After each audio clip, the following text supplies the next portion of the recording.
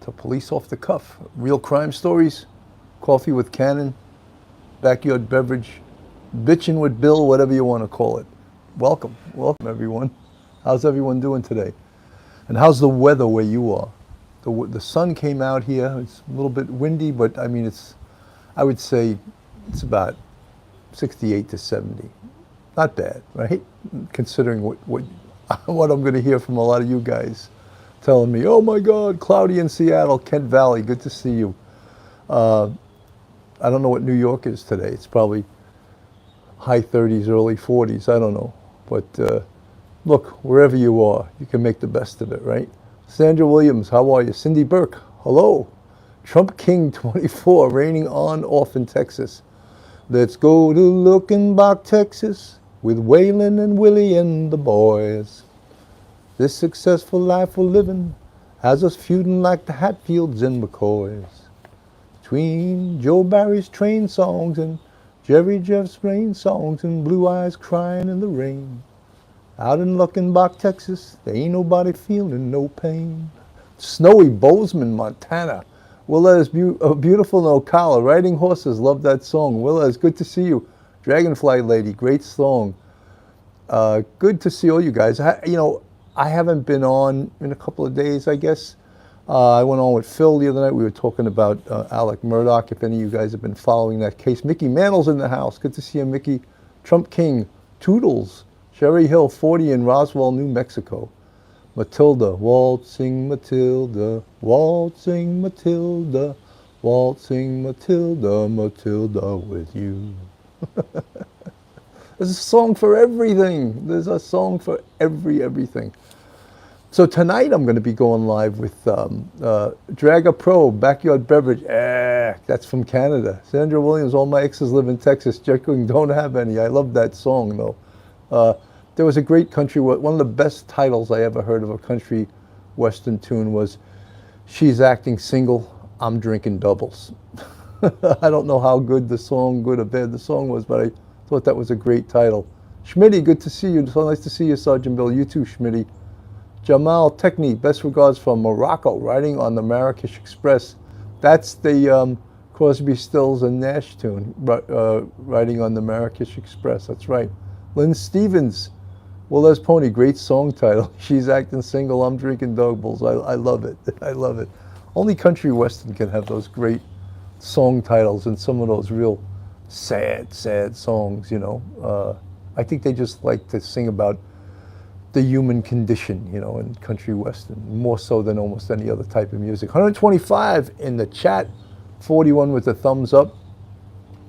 So yeah, we were covering the other night, Phil, straight out of Brooklyn, Phil Grimaldi and I covered the Alec Murdaugh case. And I don't know if you guys have been watching it. It's obviously the trials on TV. It's like, I'm not really pro cameras in the courtroom. I think cameras in the courtroom sort of compromises the justice a little bit. That's my opinion. I just think all folks play to the cameras, whether it's the judge, the prosecutor, the defense attorneys, the defendant. They're aware of the cameras and they play to them. You could see that Alec Murdaugh has been told how to act when he hears her horrific testimony about the murders of his wife Maggie and his son Paul. He reacts to it quite emotionally. And, you know, what do you think about that if he's actually the killer? And again, I'll say this all the time, he's innocent till proven guilty. Bill, what do you think of the police killing that guy? I think it's horrific, killing that guy in Memphis. You know, one of the most horrible things about the police, and I actually didn't watch the video, but I'm just hearing it was a car stop that went horribly bad. I just hate what it does to the whole country. It seems like it just splits the country apart, you know? And it just seems a lot of the people that come out and protested are just professional protesters, you know? They just come out of the woodwork. And is there reason to protest this? Sure. But, you know, I hate when there's violence, and I hate when they just paint all cops with the same brush, you know? So Jennifer, Sergeant Bill, why doesn't Murdoch wear handcuffs in court? Well, all defendants, I shouldn't say all, but most defendants, when they're on trial, they take the handcuffs off them when they're in court. They claim it prejudices the jury. So in his case, they take the handcuffs off so that the jury can see him, you know, as a free citizen. Right now, he's innocent till proven guilty, and we all know that, and that's our system. And it seems to be, though, that in the Murdoch case, there is so much evidence in that case. It's like, it's a horrific case. Can you imagine what would make a man kill his wife and his son? You know, his son with a shotgun, like actually blew his head right off. You know, and his wife with a rifle that's akin to the power of an AK-47.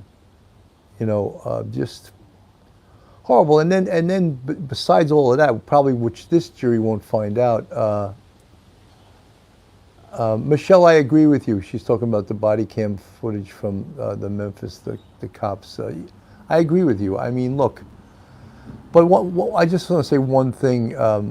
You know, and I want to talk about two different things. I was talking about the Murdoch case, but I'll just comment on the Memphis case. You just got to realize, in this country, police every day and every year have millions of encounters with the public and with criminals that don't end the way this one did. So just keep that in mind. Yeah, horrible, just horrible. But getting back to the Murdoch case, besides these horrific murders, that case reads like a soap opera. You know, he also apparently stole over $8 million from the law firm, from the family of Gloria Satterfield, who was his housekeeper, who wound up dying in an accident in his house. Going back to 2015, the Smith, I forget his first name right now, the young man who was killed on the side of a road that was near the Murdoch property, the hunting lodge property. So all of those things, his son Paul, the one who was killed with the shotgun, he was involved in a boating accident, and he was intoxicated. He had already pled guilty, and a 19-year-old girl lost her life during that accident. So all of these different things, and the family was facing a multi, Stephen Smith, Linda, thank you. Stephen Smith was the young man who lost his life in 2015, which they always thought was highly suspicious. But it never seemed to be investigated correctly or deeply enough, because, let's face it, the Murdoch family had tremendous and has tremendous power in South Carolina. So that case was never investigated to the extent it was. All of a sudden, 7 years, 8 years later, they're reopening that case, and based on information that they had found at the murder scene of Maggie K. Thank you for the $1 super chat. Very much appreciated. Based on some of the evidence that they found at the murder scene of Paul and his mom Maggie, and we don't know what it is at this point. Someone just said I should get Ed Wallace to get me some new subscribers from his India visit. Yeah, well, that was the little joke I told last week, because a woman was in the chat here from India. And India, of course, has a huge population. I don't know what the country's population is, but it's huge. And I said, can't you just get me a million people to subscribe? Come on, they're not doing anything on a Saturday afternoon. Have them subscribed, you know. Mary Ricketts, Murdoch had to have a lot of enemies. Yeah, you know, but another thing is about the Murdoch family. You talk to people in that part of South Carolina, and they fear that family. They fear their power. They fear their money. They fear their influence. So people, when a lot of people were asked questions by journalists about the Murdoch family, they're like, I'm not saying anything. It was almost like, you know, you don't speak against the organized crime. It was almost like that. I'm not saying they're organized crime, but it was almost like that. no one wanted to speak against that family. So you can imagine, it goes back 100 years. I think the great-grandfather was the Solicitor General, which is akin to the district attorney, and it passed on through the ages. So the family had tremendous, tremendous power. After all, money only buys corrupt people, really sad. Well, you know something, there's truth to that, but you know something, that we'll repeat that phrase, absolute power corrupts absolutely, you know, and it's so true. Look at our government. Happy Tree, $5 super chat, thank you. Do your neighbors think you talk to yourself? Can you sing 16 tons? I know that song, but I don't know the words. Yeah, you know, it's funny, people must hear me talking here, you're right, they must think, who the hell's he talking to, you know? After all, how about our own government? You know what? They refuse. Our own government refuses to put term limits on politicians. This goes for Democrats and Republicans, and they refuse to not allow insider trading. They all insider trade. How do Congress people go there, just middle-class people, 20 years, 25 years later, they leave and they're worth $15, $20 million. How does that happen? I'll tell you how it happens. Insider trading. They have information that helps them ridiculously in picking stocks and unloading stocks. If you have information that you know a stock is going to go down, you'll unload it. That's called insider trading. But why don't they pass laws that disallows that? They probably shouldn't trade stocks, period. You know, think of that. You talk about corruption, right? Michelle, so much to sift through with that family.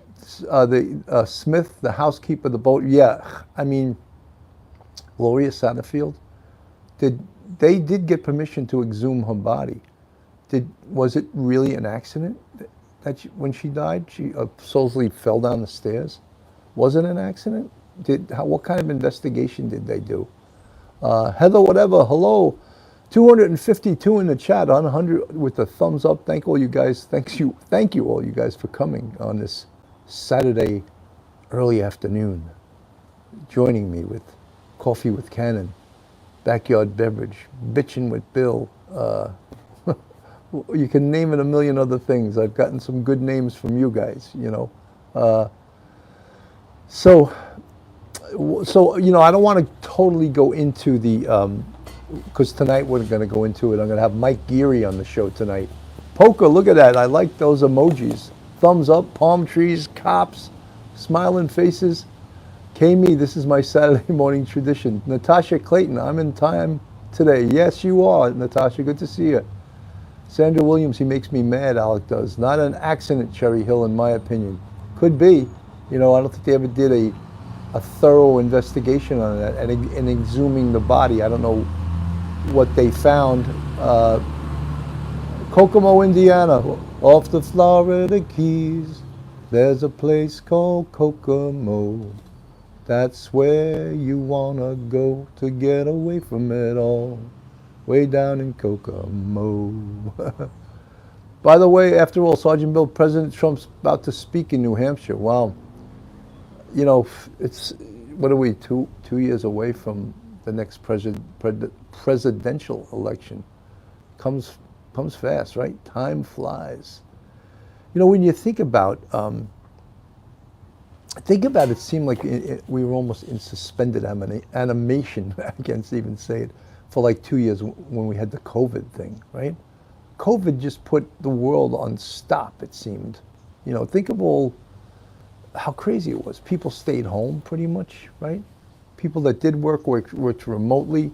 How long did it take to get all kinds of different industries back? You couldn't get a car. The supply chain was all screwed up, right? If you were able to get a car, they jacked up the price. You know, don't ever forget that when all this stuff goes back to normal. Don't forget what car dealers did, you know? And I don't think it was all, oh, we can't get this. It's costing us more. No, it's not. You just jacked up the prices because you could, you know? You could. You took advantage of the situation. How many others did take total? You know, even now, one of the things that I find a little bizarre is that, does anyone get this too? You go to a restaurant to get takeout food and they put on it like you're supposed to tip them. And that came from the COVID thing because you felt bad for restaurant employees. But should you really be tipping someone that just hands you the bag of food that you ordered from a restaurant? What do you guys think? Should you be tipping someone they're not waiting on you, they're just handing you your food that was prepared by the kitchen, which you're paying a lot more money for now, right? Who thinks that, if you think you should tip for takeout food, put a 1 in the chat. I'm just, hello, Dawn Marie, good to see you. Put a 1 in the chat. I'm just curious who thinks that that came from the whole COVID thing, you know? Jennifer, you still think you should tip, huh? I don't think so. Tipping for takeout, not required. It's like going to Sonic. You just get a drink. Sometimes I will, but most restaurants are still not out of the woods. Look, I worked in the restaurant business, I guess, for about 5 years. I tended bar. I worked as a waiter.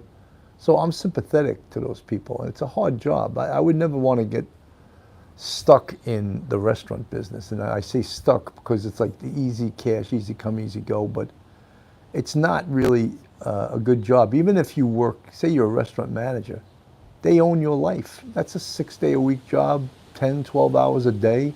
You know, it's not a great job.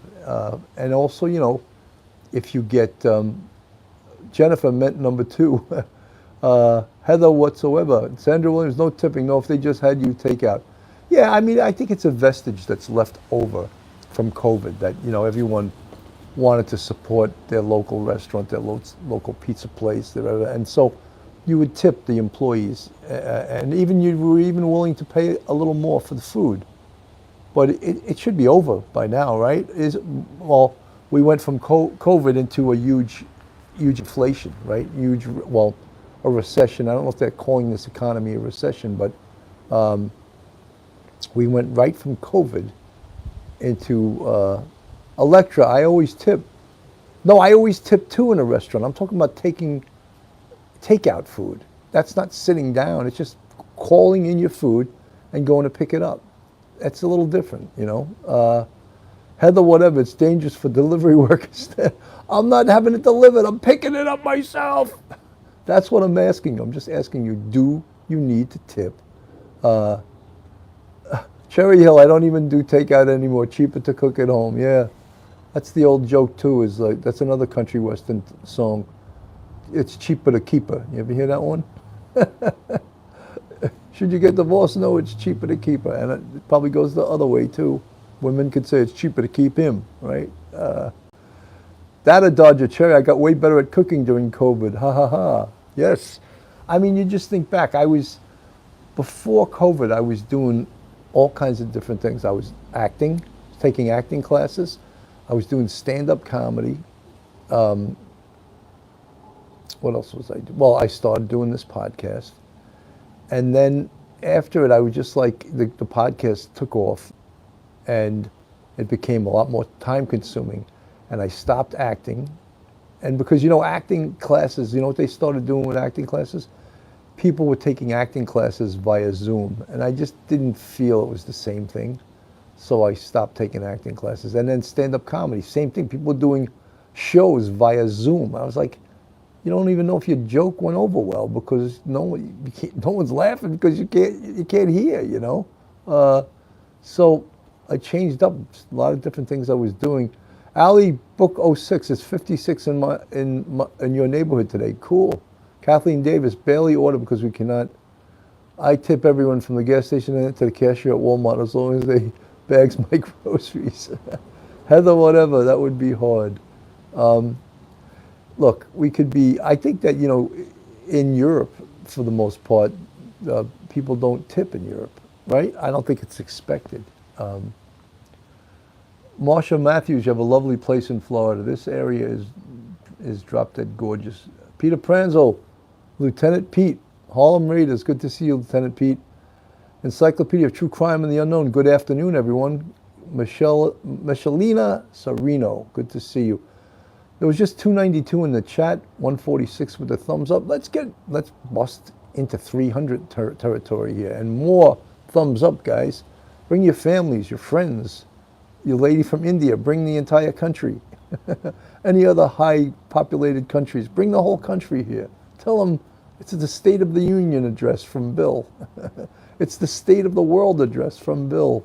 Backyard Beverage, Coffee with Cannons, giving his State of the Union address.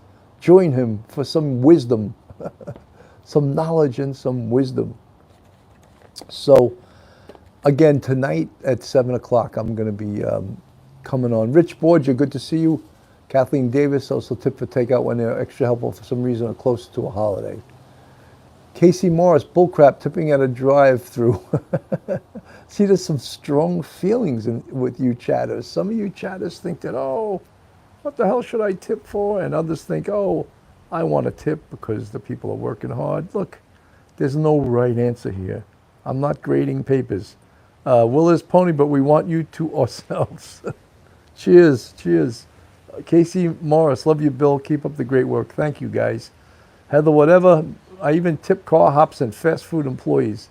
Nice palm trees, Sergeant Bill. Yeah, you got to make sure you water them once in a while. They'll go DOA. You know, I always use like cop lingo in my everyday life. Charisma, thank you for the 99 super chat. I use cop lingo in my everyday life. You know, like when something goes dead, I'll say, "Oh, it went DOA." You know, and for you non-cop lingo speakers, that stands for dead on arrival. You know, and it's used for so many things. And then I always use the term EDP. So she's an EDP or he's an EDP, and that means they're emotionally disturbed person. So when you speak cop lingo, it's sort of funny, you know. And even when people don't, and they hear what it is, they start to laugh. Oh, EDP, that's funny. I got to use that, you know. And so many other things. Angela Ang is in the house. Dawn Marie, good to see you, Dawn Marie. Jennifer, let's talk about Murdoch. Okay, let's talk about Murdoch. He obviously must have had Phil and I were talking about it the other night, and we said the only component of that, there's drugs now, right? We hear that hydrocodone, he was like an addict with that. And then Phil was saying, he used the Brooklyn term, where was his gumata, you know? And that's a side chick, you know, he was married, and where that was never uncovered. Like, was he having an affair, or was this whole thing about his drug habit? So, you know, everyone knows sex, drugs, and rock and roll. And in this case, stealing $8 million. How do you steal $8 million, you know? Single mom of four, Mezzy mom, supposedly a girlfriend. I haven't seen that come up, though, Mezzy mom. I haven't seen any news of a girlfriend. We've heard of his drug habit, right? We heard that he had to try to get his cousin to kill him so he could have his son collect a $10 million life insurance policy. He actually asked his cousin to shoot him in the head. And that was when, I don't have the exact date in front of me, he said that his car had a flat tire, and he had those kind of tires on his car where the tire doesn't go flat, so you can drive on them like 50 or 100 miles to go to the next service station or to get them fixed. But instead, on that scene, you know, that's where he staged the attempted suicide by friend, you might call it, or attempted murder by friend. And then somehow a helicopter showed up and picked him up and flew him to a hospital. And he checked into a mental hospital that protected him for a while, so he couldn't really be in-depth interviewed. And then this whole thing, like, he was disbarred. He was also, Alec Murdoch was also an attorney. Don't forget, he was part of that powerful family law firm. You know, did they notice things about him? Did they notice that he was losing it? When did they first notice that he was stealing money? When did they first notice that perhaps he was a bit unhinged? Was it after his son Paul got in that boating accident and killed a 19-year-old girl due to his intoxication in operating that boat? It seemed like his son had a real I'm a rich kid attitude, you know. Angela Ng is in the house. Where's Joe Murray? Joe Murray doesn't like me anymore. I don't know. I don't see Joe much anymore. He still supports police off the cuff, real crime stories. So, but I always see Angie. Angie, good to see you. After all, Angela Eng. Angie, Joe's working. He's got to bring home that bacon and put it in the pan. That's right. Joe's working hard. You know, these defense attorneys never stop. They got research to do. They get all kinds of work to do. Kathy Dawes, is this the same family as Rupert Murdoch? No, it's not. Rupert Murdoch he's Australian, I believe, right? These folks are a staple of South Carolina, and their name is spelled, it's pronounced Murdoch, but it's spelled M-U-R-D-A-U-G-H. So you would think it should be pronounced Murda, like M-U-R-D-A-U-G-H, Murda, but it's pronounced Murdoch. Same thing with Alex. Alec, his name is spelled A-L-E-X, but it's pronounced Alec. So people love to confuse others, right? With oh, my name is spelled like this, but it's pronounced like this. You ever see some of the Irish names, how they're spelled and then how they're pronounced? You'd have no clue, you know? Listen to learn. Interesting, Alex only pointed at son having enemies. He has many more. Cherry Hill, I read a book about his son's boat crash years ago. Yes, Cherry Hill, they also have video of his son pulling over at some bar, and everyone basically on the boat was like, we don't need to go in there. You know, they had already been like drinking most of the day. And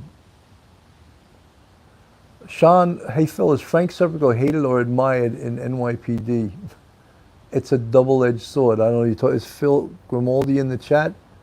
We don't even want to go there because we had some little run-in with Frank Serpico based on one of our podcasts, so I didn't want to talk about it. It's all over, it's all settled, and we don't want to go back that way, believe me. Well, this Pony, after all, a Filio always makes me hungry. Yeah.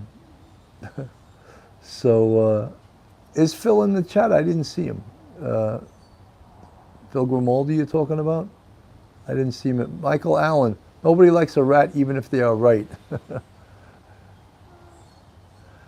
Oh my God! After all, I don't want to even talk about those classified docs. It's like a no-win situation. Trump had them, now Biden has them, now Pence has them. Like I don't know. I don't even know what to say. You know, like, and then they'll have 2 years of hearings and nothing will happen. It's just like, so what's the point? You know, what's the point? I think that they have to maybe forget about indicting Trump now when all of a sudden others are doing the same exact thing. So it's just, yeah, it gets exhausting hearing these congressional hearings, and it's, you know, how many times have you heard Fauci interviewed or watched Fauci being interviewed or watched the chief of the FBI being interviewed? Did they ever say anything? They could implicate themselves in crazy stuff, but nothing ever happens, does it? So it gets tiring, in my opinion. It gets really tiring. Michelle Serino, never be a rat. Yeah, that's, you know, everyone always says that, and then when they get caught and they're facing substantial time in prison, they flip. Not everyone, but most, you know. We interviewed Sammy the Bull Gravano a couple of years ago, and many call him a rat, but he either turned state's evidence or he went to prison for the rest of his life. And the boss, John Gotti, he basically was going to do Sammy. So before Sammy got done, he traded what he knew, you know. Liz W., just glad mom's second cousin Nixon. Diana Cusimano Valentine, to your price gouging, most economists say corporate price gouging is at most of many causes of running inflation. Yeah, I mean, you know something, we're a capitalist system. Companies have a right to make money, but when they take advantage, I think, of situations, like even this whole supply chain thing. And well, you know what's a good example of that is the guy, you guys familiar with what EpiPen is? EpiPen is this thing where people that have like asthma or breathing problems or anaphylactic shock, they can inject themselves with this, and it's like it'll hit them with, open up their airway or whatever, and it's a very expensive thing, EpiPen. There was a guy who tried to raise the price of that to like ridiculous, and he went to prison, rightfully so. He was just like price gouging these people that had to have this thing. And anyone, as you get older and you need more prescriptions, you need more drugs, you'll see that some of these drug companies, and I understand they have to make money because they do all the research and development that creates Nicole Bellino, epinephrine. All right, it shoots epinephrine, EpiPen, and it will allow you to breathe when someone has anaphylactic shock or asthma or something like that. Mo, thank you for the 199 super. Tommy Jades clipped his best friends and got away with it. That's not true. Nicole Bellino, they were $600 a two-pack. Sana E.H. Johnson, thank you, Sana, member of the Police Off the Cuff YouTube channel membership. So great. Guys, if you're in the chat right now and you're not subscribed to Police Off the Cuff Real Crime Stories, go on our YouTube, hit that subscribe button, give us a thumbs up, ring that bell, bring your family, your friends, and if you're in India, the entire population, have them sign up, all right? And also, if you want to support us, we have a Patreon with 3 different levels, and we also have a YouTube channel membership with 5 different levels, and you see the folks with the green font. They're part of our YouTube channel memberships, and we really, really appreciate you guys, and it allows us to do this show. Turquoise, hi, love you all, love you too, Turquoise. Gladys DePizzo, yes, it was a ridiculous price from son to carry one with him. Yeah, isn't it? It's like it's a life or death thing, and this guy's price gouging. Just think of people that don't have health insurance and need certain drugs and can't afford them. I mean, it's horrific, You see, what drugs cost. It's crazy. Gladys, yes, Heather, whatever. My youngest needs those. So you all I can see all you guys have no love for that guy who went to prison. Same thing with Narcan. Yeah, Narcan, people that are dying from a drug overdose, that can save their life. What a miracle-like type drug. They probably should have them, all over the place, in restaurants, in parks, in schools, everywhere, because it'll save someone's life. The police carry them around with them now. Poker 26, Urban Infidel, hello, brother. This is my favorite YouTube, not only because of you and Phil, but because your members in the chat are the absolute best. Isn't that the truth? What a great community we have here. And it's a community that you folks all like each other. That's unbelievable, right? Electra, I'm a nurse. It's very common. I'm a nurse. That's a special, Electra, that's a special profession.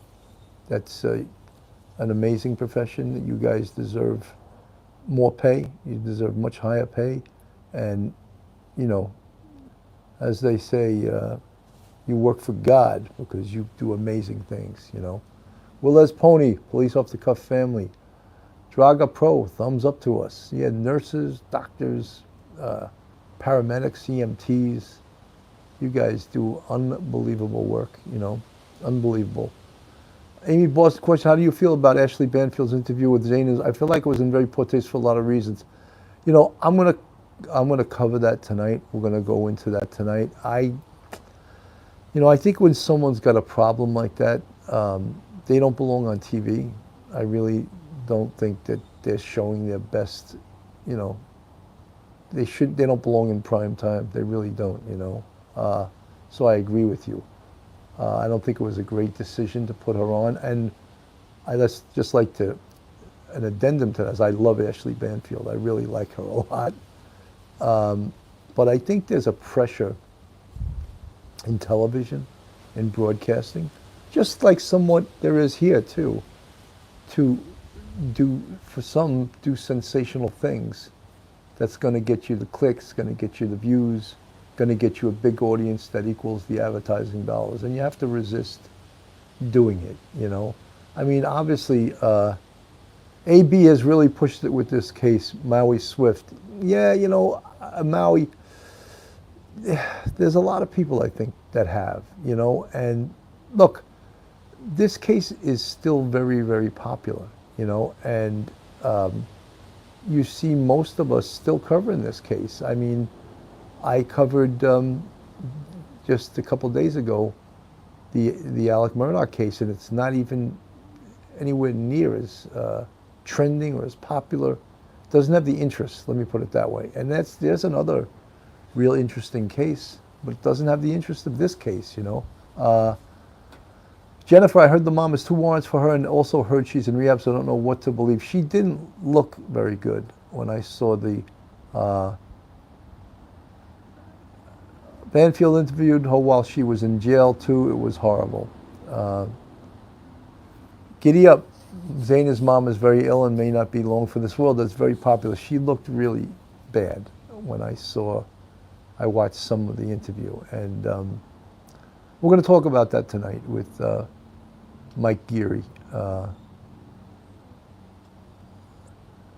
Steve McGarrett, Bill, you aware of Huntington School District beginning to armed guards on the grounds? If those armed guards are trained, if they're former law enforcement, if they're correction officers, if they're trained with firearms and trained with how to interact with people, I'm all for it. I think that that can only help. That can also prevent an active shooter, because if an active shooter doesn't want to have engagement with trained law enforcement, and if the active shooter knows that there are armed guards on the school campus, I think he will think twice. And I say he because 95% of the time it's a he in an active shooter case. So I'm all for it. I'm all for it if they can. I think it's a preventive measure. It's a very highly political move. I think the Nassau County Police Commissioner, Patrick Ryder, although Huntington is in Suffolk County, but I just wanted to mention Patrick Ryder. Fantastic police commissioner. He has some great ideas relative to active shooters and relative to how to secure schools. Rodney Harrison, the former chief of department of the NYPD, fantastic police commissioner. He's the Suffolk County Police Commissioner. So let's hope those guys bring some progressive ideas out there, because, you know, all of this stuff always gets political. And, you know, when people say, oh, I don't want to get political, it's impossible not to get political when you're talking about stuff like this, because there's one side that would take guns away from everybody. And I think we know which side that is. And they say, oh, it's only common sense. They don't mean common sense. They mean they want to confiscate guns. That's what they want to do. They want to take your guns. Whether you're a retired law enforcement, whether you're a hunter, they want your guns. They want to take them away. They think that's the answer. That will never, ever happen. The people in this country will not ever put up with that. And at the same time, these people that want to take away guns, they don't want to prosecute criminals. So you can't have it, okay, you want to take away people's guns, then you better prosecute criminals to the greatest extent of the law. But guess what? You're not. And they just came up with a report last week in New York City. 80% of the misdemeanor cases are being dropped because of the laws that they passed. The discovery laws can't comply with a 15-day getting all the evidence to the defense in 15 days. So almost 80% of the cases are being just dropped. That's horrific. And at the same time, these same people want to take guns away. Just does not make sense, you know. I was part of the group of the NYPD that they started CompStat, they started using broken windows policing. It worked unbelievably.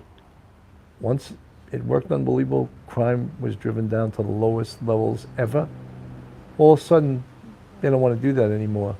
Now they want to be a kinder, gentler, let's not prosecute criminals, hug a criminal, you know, hug a perp day, you know, let's disarm the populace, all of that, these progressive ideas. It's crazy, it's really, really crazy. So again, I try, you say, oh, I don't want to get political, but every single time these conversations do get political. Martha Minor, I agree with you. Remember that it's not the gun, but it's the person pulling the trigger, right? Many people should not have a gun, right? But it's easier to blame the gun. They talk about ghost guns, they talk about background checks. Where can you buy a gun without a background check? I'm not aware of where you can do that. Certain states are more lenient with their background checks, but at the very least, they should be doing a criminal records check, an employment check, find out who you are. You a citizen? You not a citizen? So those little checks, yeah, absolutely. I'm for background checks, so that's nothing new. I think that the other night, Chris Cuomo on News Nation did some report on the two active shooters in California, and we've got to do something, but about gun control. Okay, Chris Cuomo, how about let's do something about active criminals? How about we do something about prosecuting criminals? You didn't mention any of that. He's also another one. It's the gun, not the trigger puller.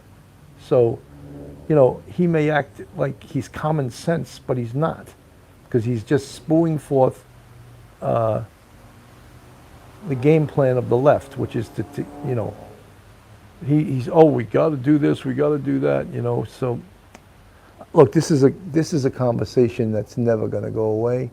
How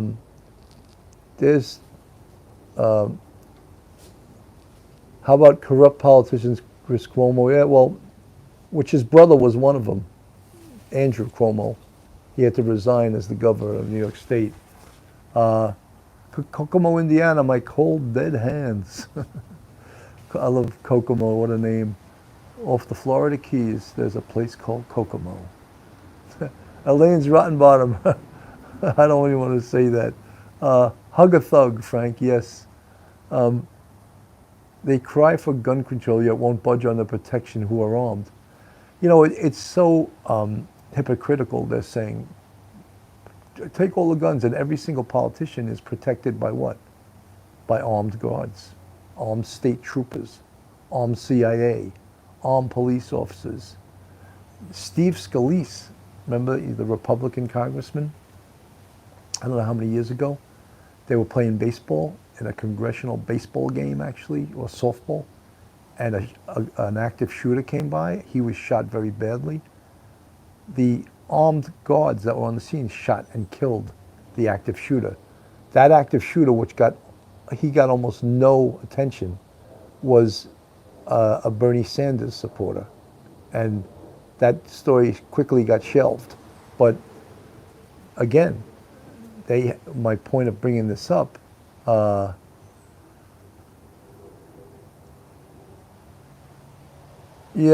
someone's bringing up European countries. I don't want to model our country after Europe. Believe me, Europe's got more problems. This country protects Europe. All the taxpayers here defend Europe, and Europe doesn't even put in their fair share to protect themselves, and then we have to hear about their socialism. I'm not a defender of socialism. Trump, King 24, yeah, it was unreal. Two cops that almost weren't there that day. Yeah, a tremendous job. And that saved Steve Scalise's life, absolutely, that those officers were there and defended him and took down that active shooter. So, unbelievable, incredible. Mary Ricketts, Pauline Buckles, Bill for Congress, I'd vote for you. Scalise almost died, shot in the pelvis. I'm in Northwest Louisiana. We're pretty satisfied with Scalise so far. Yeah, he did almost die. That was, first of all, get shot with a rifle. It's a whole different type of round than a handgun, Sel, I don't believe, I believe you're socialistic. I don't go for that democratic socialism. There's no such thing as democratic socialism. People that are trying to soft sell socialism throw the word Democrat in front of it. I don't buy it. You know, people here, there's a lot of young people here that never worked a day in their life. They think they should get everything for free, you know, from education to, you know, health care to child care. There's no free lunch, you know. Someone has to pay for it, you know. And I love when you get a 22-year-old who's never graduated college, never had a job for more than 2 years, or he worked at Walmart or Mickey D's, and he's going to tell you how the world should run, you know. And I think that's ridiculous. And I am not a defender. You know, Europe wants to be socialistic, and they want to call it democratic socialism. God bless them. But I'm not a defender of democratic socialism. I believe in capitalism. I believe it's the best system, and it's gotten us this far, and it'll keep getting us this far as long as our politicians don't have their hand in the till, which many of them do, you know. So it's, you know, I hear that all the time, democratic socialism. There is no such thing as democratic socialism. There is socialism. That's what it is. And oh my God. Although there's certain things, you know, Social Security, Medicare, look, we have the safety nets of those things, but you don't want, as Jesse Jackson used to say, womb to tomb coverage, you know? Like you should be getting free stuff from the day you're born till the day you die, you know? I don't want to pay the higher taxes for socialism either, Electra. We already pay a lot of taxes, right? There's no end to it. There is no end to how much you pay in taxes.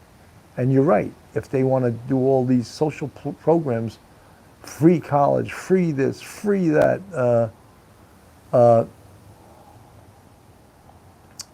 you know something, I don't want to get into this. People say that social democracy and democratic socialism. I'm not, you know, a lot of these people that are economists, a lot of them, there's specifically this guy who writes for the New York Times. He's a clown too, and he's just a leftist, you know. And everyone always wants to say, oh, you're listening to Fox News. Well, you're reading the New York Times, you know, the Bible of the left, you know. So Sergeant George Esog, at least you didn't start as an exotic dancer. No, I did not. I did not, you know. I worked from the age of 14 on. I worked as a caddy for years, you know.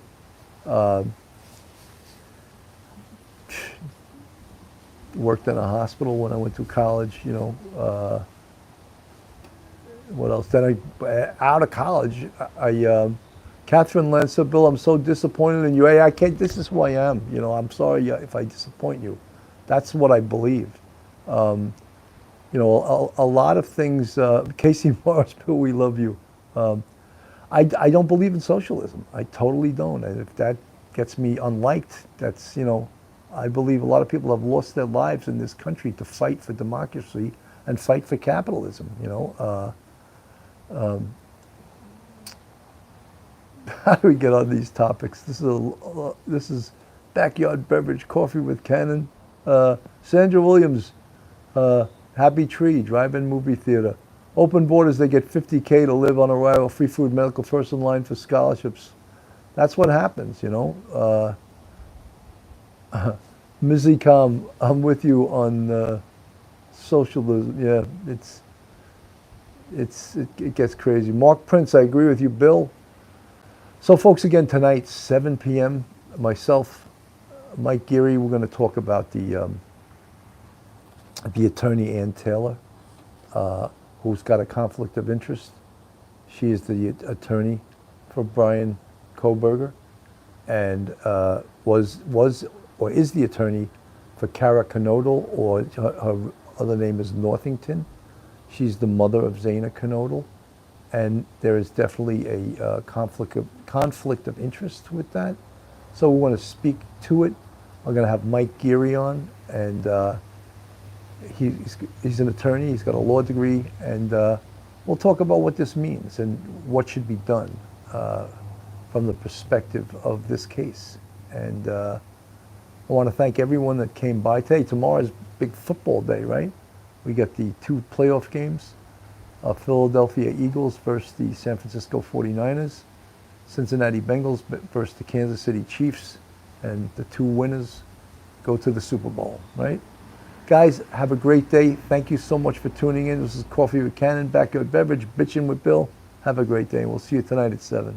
Bye now.